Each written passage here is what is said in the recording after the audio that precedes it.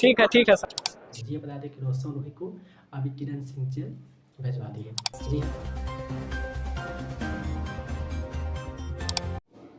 तो hello guys, कैसे उम्मीद करते हैं कि आप लोग अच्छे होइएगा। जी दोस्तों, आज हम रोशन रोही और किरण सिंह के ऊपर बातचीत करेंगे, तो आप लोग इस वीडियो को शुरू से अंत तक जरूर देखें दोस्तों, कि आपको फुल जानकारी हो सके। जी हाँ, बताया जा रहा है दोस्तों, किरण सिंह के पहले शादी हो चुका था, उनका पहले से पति थे और बच्चा थे। जी हाँ, सोशल मीडिया पर काफ़ी सब वीडियो वायरल चल रहा था। जी दोस्तों, बताया जा रहा था कि किरण सिंह के पति बोल रहे थे कि गाने में डांस नहीं करने के लिए दोस्तों, तो किरण सिंह बोलते थे मैं करूँगा।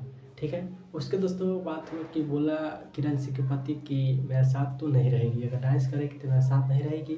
और यही से बात लेकर दोस्तों किरण सिंह को बच्चा और पति छूट गया दोस्तों। किरण सिंह खुद छोड़ दी।